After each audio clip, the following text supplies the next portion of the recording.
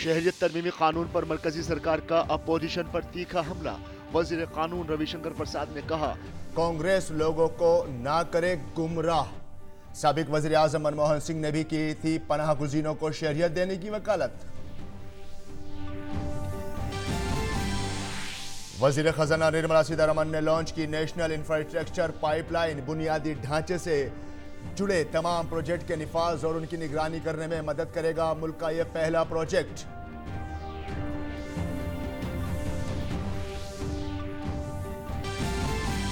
और मुल्क को मिला 28वां फौजी सरबराह। जनरल मनोज मुकुंद नरवाने ने संभाला ओहदा।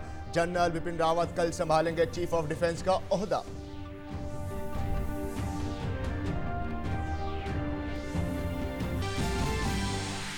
कोटा के सरकारी अस्पताल में 28 बच्चों की मौत ने पकड़ा तूल। बीजेपी अरकान पार्लियामेंट की कमेटी ने किया अस्पताल का दौरा। कहा, बदतर है अस्पताल के हालात।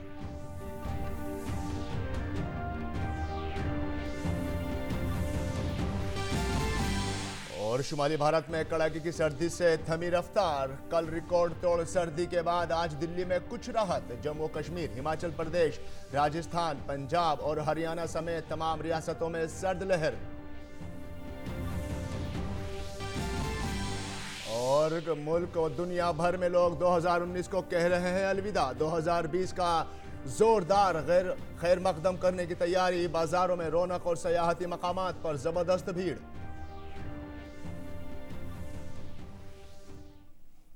आदाब नाज़रीन, रोज में आपका खैर मकदम है। मैं हूं आपके साथ फ़हीम अहमद। और मरकजी वजीर रविशंकर प्रसाद ने शहरियत तरमीमी कानून के खिलाफ केरल असेंबली में मंजूर करारदाद की मजम्मत की है। उन्होंने कहा कि यह कानून किसी भी भारतीय शहरी के लिए नहीं है, बल्कि इसमें अफगानिस्तान, पाकिस्तान और बांग्लादेश से आए मुहाजिरीन को शामिल किया गया है।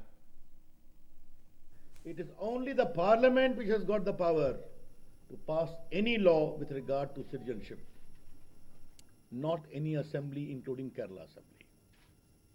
And this law, in terms of constitutional requirement, is binding in the entire country. Now, the CAA, Small Form for Citizenship Amendment Act, is not related to any Indian, Muslim included, much less to any citizen. और मरकजी वजीर रविशंकर प्रसाद ने कहा कि शहरियत तरमीमी कानून का कांग्रेस मुतालबा करे तो सही, वहीं अगर वजीर आजम मोदी करे तो गलत। उन्होंने कहा कि कांग्रेस की हुकूमत में वजीर आजम मनमोहन सिंह के अलावा अशोक गहलोत और तरुण गोगोई ने भी इसका मुतालबा किया था। Dr. Manmohan Singh, the former Prime Minister, in 2003 has publicly demanded in the Rajya Sabha from the then Deputy Prime Minister, Mr. L.K. Advani, please give them citizenship. And Mr. Ashok Gehlot, the CM of Rajasthan, and Tarun Gogoi, the CM of Assam, have also publicly demanded. The first question I am raising it, when the Congress does, it is okay. When Indira Gandhi and Rajiv Gandhi do, it is okay. When Manmohan Singh demands, it is okay. Ashok Gehlot and Tarun Gogoi demand, it is okay. But when Narendra Modi do it, or does it, or when Amit Shah ji does it, then it is a problem. और वज़ीर ख़ज़ाना निर्मला सीतारमण ने आज दिल्ली में national infrastructure pipeline system launch किया। इसका मकसद बुनियादी ढांचे के मंसूबों का निफाज और उसमें हुई पेशरफ्त की निगरानी है। वज़ीर ख़ज़ाना ने हुकूमत की मुआशी कारकर्दगी का रिपोर्ट कार्ड भी पेश किया।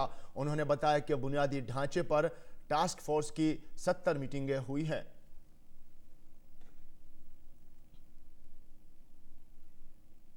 100 lakh crores.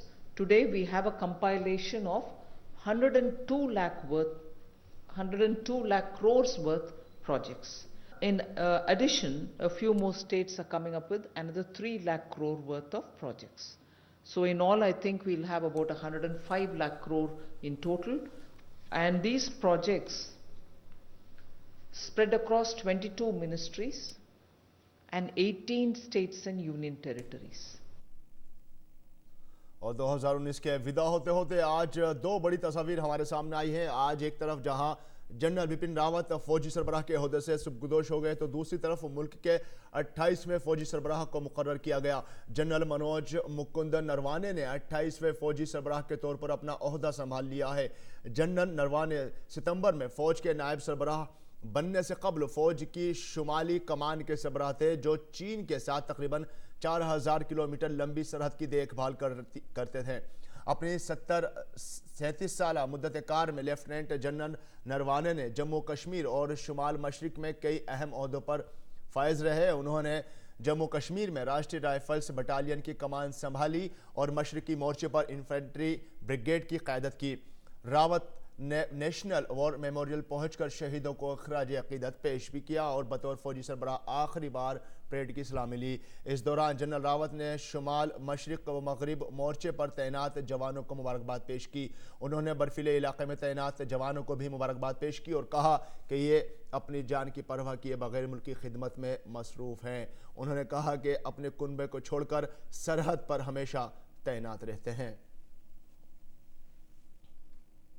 Today, as I demit the office of the Chief of Army Staff of the Indian Army, I wish to convey my gratitude and compliments to the soldiers, the rank and file of our Indian Army, who have stood steadfast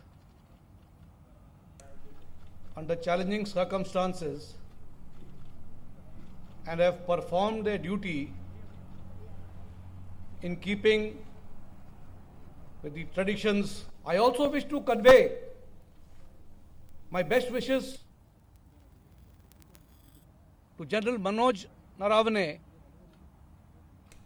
who will be assuming the office as the 28th Chief of our Army Staff.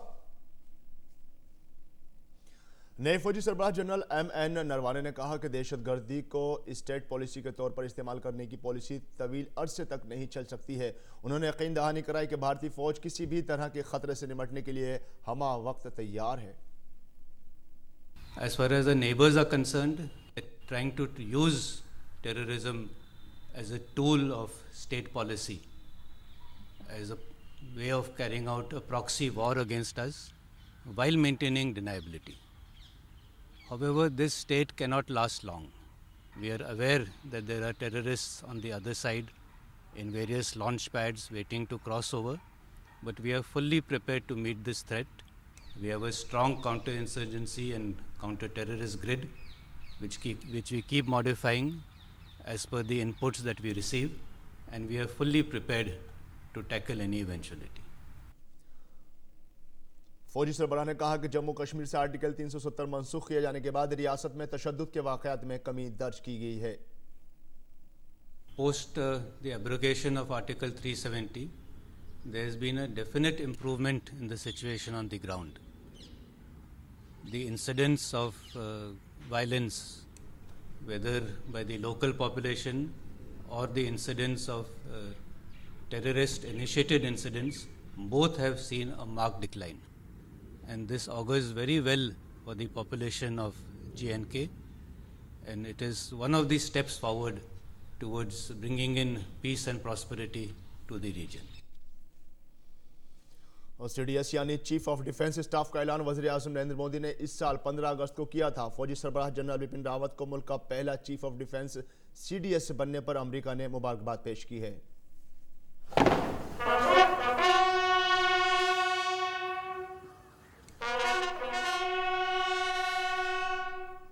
General Bipin Rawat आज जब भारत के पहले chief of defence staff का ओहदा संभालेंगे तो भारत की फौजी तारीख में ये एक अहदसास दिन होगा। CDS के तकर्रुर के साथ ही मुल्क के तहफ़्फ़ुज़ के लिए बरसों पुरानी मांग पूरी हो रही है।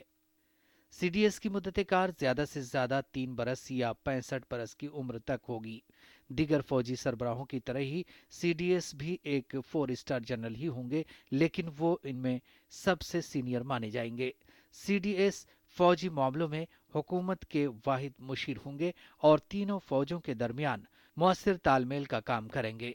यही नहीं, सीडीएस वजीर आजम की क़यादत में न्यूक्लियर कमांड अथॉरिटी में भी फौजी मुशीर होंगे और उनके पास खलाई और साइबर जंग की सीधी कमांड होगी। थिएटर कमांड कायम होने के बाद सीडीएस जमीन, समंदर और आसमान में होने वाले फौजी ऑपरेशन के दरमियान तालमेल कायम करने का काम करेंगे। वैसे तो तीनों फौजों के दरमियान तालमेल कायम करके एक पुख्ता दिफाई निज़ाम देने का ख्याल काफ़ी पुराना है, लेकिन इसने रफ्तार पकड़ी कारगिल जंग के बाद। इस जंग के बाद तश्कील की गई कमेटियों ने सीडीएस जैसे इदारे की मुकम्मल वकालत की।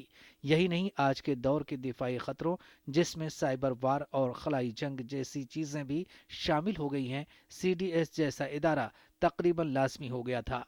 जनरल बिपिन रावत जैसे तजर्बाकार और खुसूसी फौजी कमांडर के तौर पर इस सिमत में एक मजबूत शुरुआत हुई है। Bureau report, DD news, Urdu खबरें। और जम्मू कश्मीर पुलिस के सरबराह दिलबाग सिंह ने कहा है कि पुलिस को नशीली अद्वियात की स्मगलिंग पर काबू पाने में मदद मिली है। उन्होंने कहा कि रियासत में सरगर्म दहशतगर्दों की तादाद में भी कमी आई है। उन्होंने मजीद कहा कि वादी में नए लड़कों के दहशतगर्द तंजीमों में शामिल होने के वाक़यात भी बड़ी हद तक कम हुए हैं, जो बड़ी कामयाबी है। इसके साथ जो नए लड़के टेररिस्ट के साथ शामिल होते थे, अलग अलग ऑर्गेनाइजेशन को ज्वाइन करते थे, मुझे ये कहते हुए बेहद खुशी हो रही है कि उनकी तादाद पहले से बहुत कम हुई है।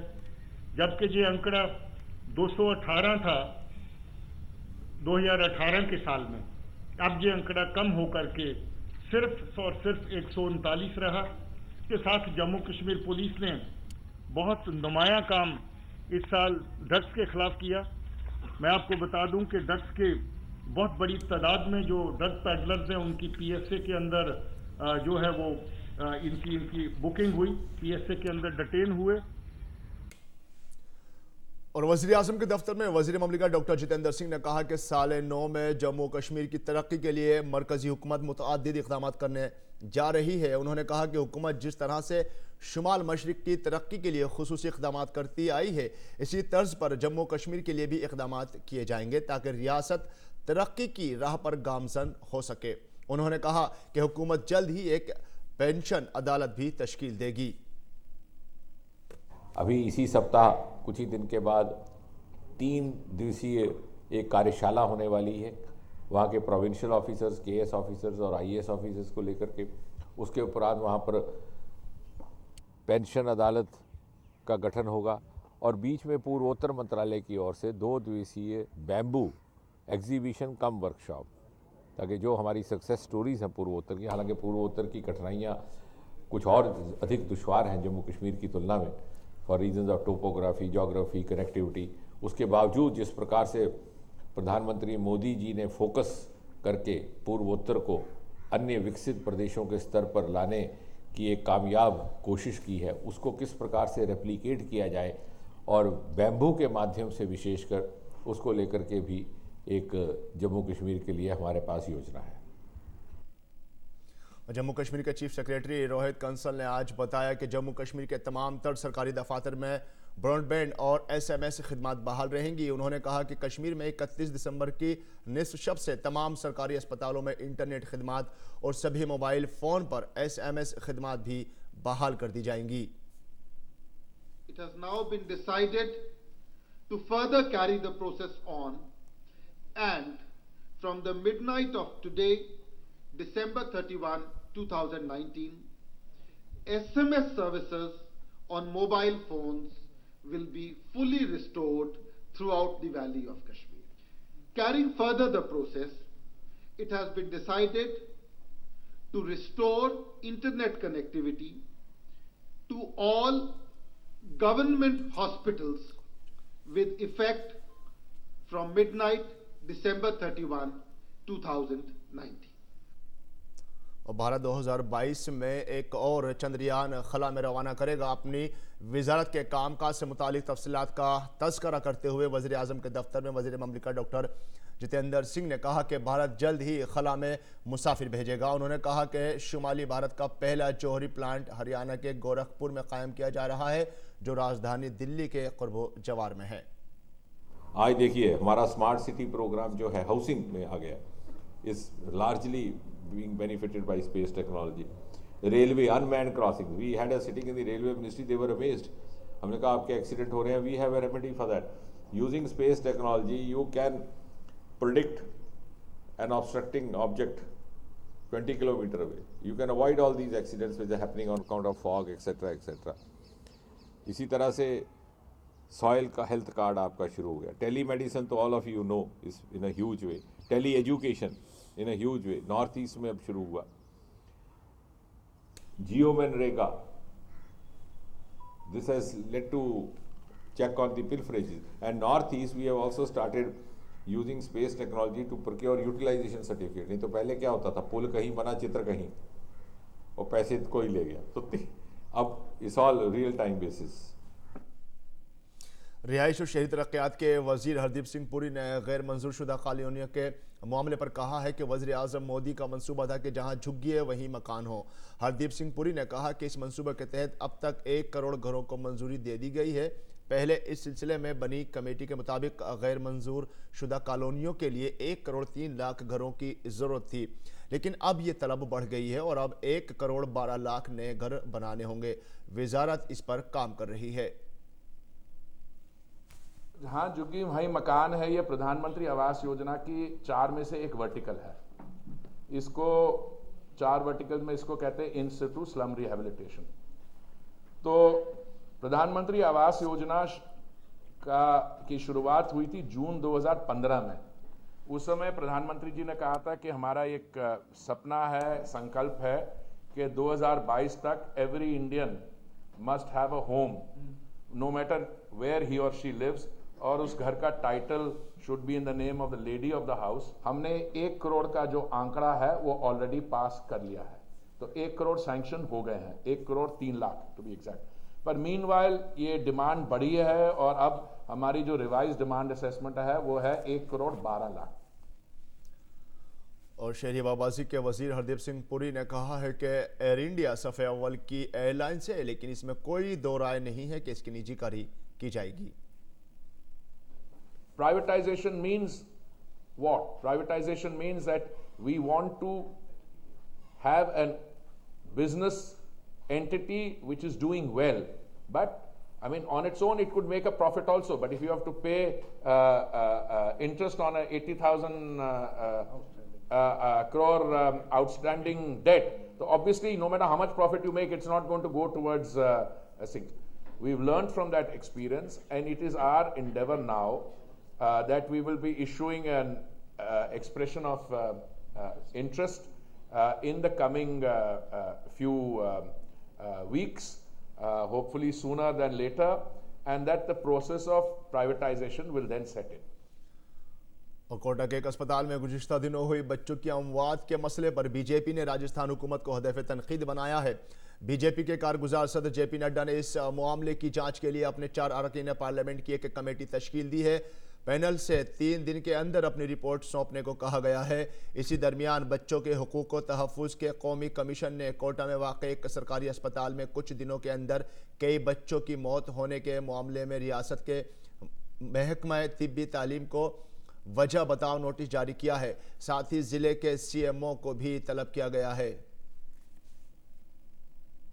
गंभीर वहाँ स्थिति है कि बच्चे इतनी गंभीर हालत में हैं और एक बेड पर कई बच्चे हैं. वहाँ पर कई बच्चे हैं और तड़प रहे हैं. वहाँ पर है कोई सुविधा नहीं है, ढंग से कोई उपचार नहीं है, किसी तरह से भी है, और बहुत गंदगी है वहाँ पर. तो जो यहाँ की राजस्थान की जो सरकार है उन्होंने इस बात को कभी संज्ञान में लिया नहीं, वहाँ देखा नहीं है. 24 घंटे में 12 बच्चों की मृत्यु होना तो ये बहुत बड़ी बात है. 77 बच्चे अभी में ही दिसंबर में ये ख़त्म हुए हैं और लगातार ऐसी स्थिति बनी हुई है. बहुत ही मतलब गंभीर मामला है, बहुत ही ज़्यादा है. और अब बात ठंड की. दिल्ली में आज तकरीबन 1 हफ्ते के बाद धूप नजर आई, जिससे यहाँ के अवाम को थोड़ी सी राहत महसूस हुई है. बहरहाल शुमाली भारत में पड़ रही शदीद सर्दी ने लोगों का जीना दुश्वार कर दिया है. राजधानी दिल्ली में बहुत ज़्यादा सर्दी पड़ रही है. साल 1901 के बाद यहाँ पीर का दिन सबसे सर्द दिन रहा. दिल्ली में कल दिन का ज़्यादा से ज़्यादा दर्जा हरारत 1901 के बाद अब तक की सबसे निचली सतह पर 9.4 डिग्री सेल्सियस दर्ज किया गया, जबकि वहीं शुमाली रियासतों में कश्मीर के श्रीनगर का कम से कम दर्जा हरारत 0 से नीचे 6.5 डिग्री सेल्सियस दर्ज किया गया। रियासत की मशहूर डल झील में पानी मुंजमद हो गया है। दूसरी तरफ हिमाचल प्रदेश के मुतादिद हिस्सों में कम से कम और ज़्यादा से ज़्यादा दर्जा हरारत मौसम के मामूल के दर्जा हरारत से 1-2 डिग्री नीचे पहुंच गया है।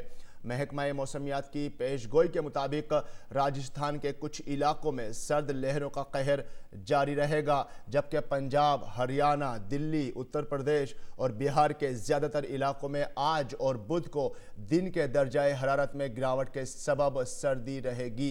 उत्तराखंड में भी पहाड़ों पर दर्जाए हरारत 0 से कम है।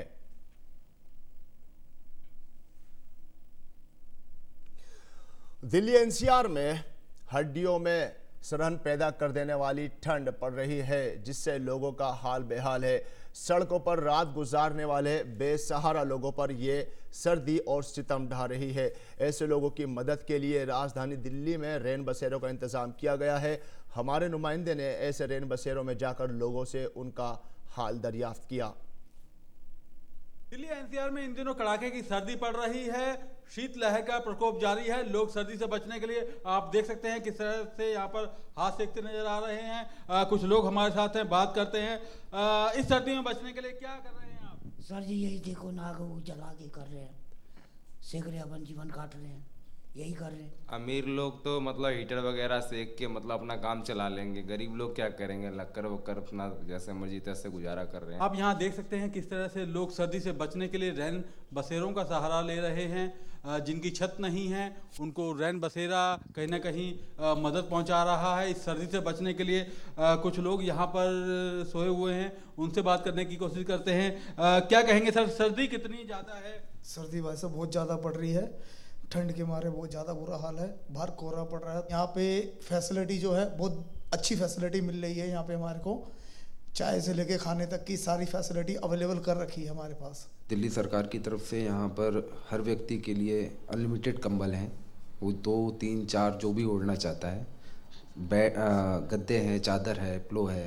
अगर कोई बीमार होता है तो 102 कॉल करके हम लोग एम्बुलेंस से हॉस्पिटलाइज करते हैं उसको। फर्स्ट एड बॉक्स मिलेगा आपको हर जगह, हर शेल्टर में। लोगों का कहना है कि जितनी सर्दी इस बार पड़ रही है शायद इससे पहले इतनी सर्दी उन्होंने नहीं देखी, लेकिन कम से कम सर्दी से बचने के लिए, शीतलहर से बचने के लिए, इस कड़ाके की ठंड से बचने के लिए फिलहाल इनका सहारा ये रैन बसेरे हैं। कैमरामैन कुलदीप शर्मा के साथ गिरीश निशाना, डीडी न्यूज, दिल्ली। और दिल्ली पुलिस ने नए साल की माक़ाबिल शाम दिल्ली में बेहतर आमद रफ्त के वसी इंतजाम किए हैं। पूरी दिल्ली में नए साल के मौके पर मुनक्किद किए जाने वाले प्रोग्रामों की जगहों पर सिक्योरिटी सख्त कर दी गई है। कनॉट प्लेस के आसपास के इलाकों में खुसूस इंतजाम किए गए हैं। कनॉट प्लेस के इनर, मिडिल और आउटर सर्किल में गाड़ियों की आमद रफ्त की इजाज़त होगी। और अब बात विदा होते साल की और साल नौ का खैर मकदम। तो बस चंद ही लम्हात के बाद जब 2020 यानी नया साल आएगा, इसके खैर मकदम के लिए हर कोई तैयार है। लेकिन गोवा की तो बात ही अनोखी है, जहां ज़बरदस्त तैयारियां की गई हैं। नए साल की माक़ाबिल शाम पर गोवा के समुद्री साहिलों पर लोग जोशो खरोश के साथ जश्न मना रहे हैं। और इसके अलावा मुल्क की राजधानी दिल्ली समेत पूरे मुल्क में लोग नए साल का जश्न मना रहे हैं। साल नौ 2020 का लोग खैर मकदम कर रहे हैं। इस मौके पर हमारी नुमाइंदा शहला निगार ने यह जानने की कोशिश की कि दिल्ली वालों के अज़ाइम आने वाले साल के लिए क्या हैं। हम सब चाहते हैं कि हमारा जीवन अच्छा बीते, खासकर हमारा आने वाला साल अच्छा बीते। और अच्छा बीत भी सकता है अगर हम अपने जीवन में कुछ संकल्प ले लें, आने वाले साल के लिए कुछ संकल्प ले लें कि हम ये करेंगे और ये नहीं करेंगे। साल 2019 कई मायनों में बहुत खास रहा, लेकिन साल 2020 में क्या है युवाओं की राय? क्या करना चाहते हैं वो साल 2020 में? क्या छोड़ना चाहते हैं, क्या अपनाना चाहते हैं? हम मौजूद हैं दिल्ली के कनॉट प्लेस में और यहाँ पर जानेंगे यहाँ के युवाओं की राय। साल 2020 आने को है, क्या है संकल्प आपके साल 2020 के लिए? मैम अगर देखा जाए तो मैं पहले फिजिकली फिट रहना चाहता हूँ, ये प्रायोरिटी है। उसके अलावा मेरा करियर में कुछ ऑब्जेक्टिव्स हैं, उसको फुलफिल करना है। युवा जो है पढ़ाई के प्रति भी सजग हैं और अपनी फिटनेस के प्रति भी सजग हैं। इनसे जानना चाहेंगे आपका क्या रिजोल्यूशन है साल 2020 के लिए? मैं क्या करूंगा, मैं यही करूंगा कि मेरा देश टूटे नहीं, और उसको बचाने के लिए जो प्रयत्न होगा कि करेंगे कुछ ऐसा वतन के लिए कि मिल जाए तिरंगा हमें भी कफन के लिए। बहुत बढ़िया। ये साल मेरा पर्यावरण पर पूरा ध्यान रहेगा। पिछले साल भी हमने किया था, बट इस वर्ष हमारा ज़्यादा ध्यान पर्यावरण पे होगा, वाटर हार्वेस्टिंग पे होगा। Stay fit, stay healthy, and keep the city clean. That's what my motto is for the next year. 2020 के लिए यही संकल्प है जी कि मैं चाहूँगा बिल्कुल साफ सफाई रहे, कोई दिक्कत नहीं है। साफ सफाई में मेरे को अगर झाड़ू भी लगाना पड़ जाए तो मैं लगा दूंगा, कोई प्रॉब्लम नहीं है। मेरा तो यही है कि कम से कम पानी खर्च किया जाए।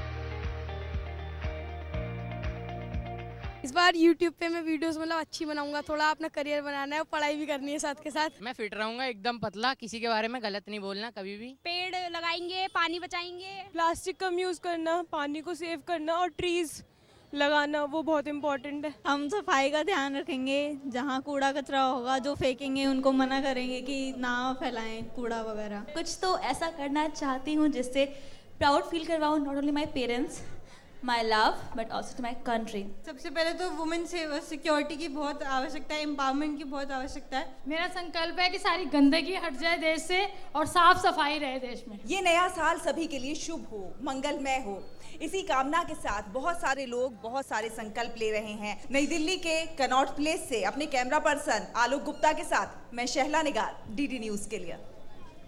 तो ये थे लोगों के अज़ाइम 2020 के लिए जो हमारी नुमाइंदा शैला निगार को बता रहे थे। और न्यूजीलैंड के ऑकलैंड में नए साल का जोरदार खैर मकदम किया गया। लोगों ने ढोल नगाड़ों के साथ आतिशबाजी की।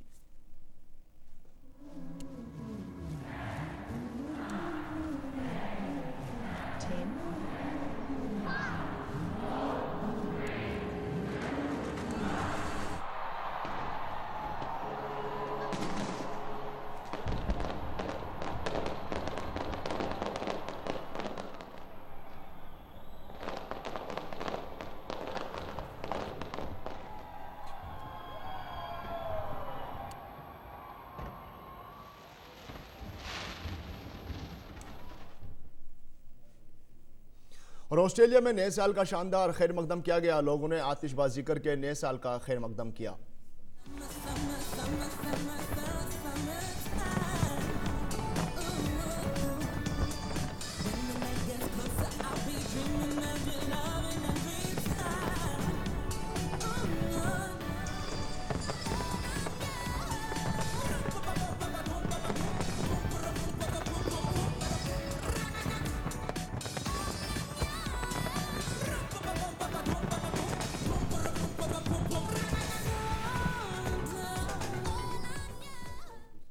और नाज़रीन, न्यूयॉर्क में 2020 की आमद से कबल दुनिया भर में मशहूर टाइम्स स्क्वायर में रंग बिरंगी क्रिस्टल बॉल लगाई गई हैं जो थोड़ी थोड़ी देर में बदलते रंगों की वजह से जादू सा कर रही हैं।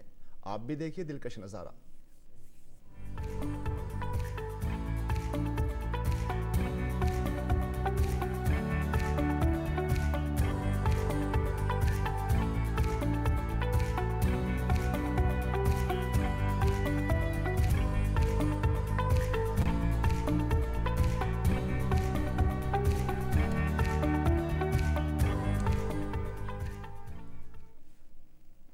और नाज़रीन, इसी के साथ इमरोज़ यही मुकम्मल होता है। हमारी पूरी टीम को दीजिए इजाज़त।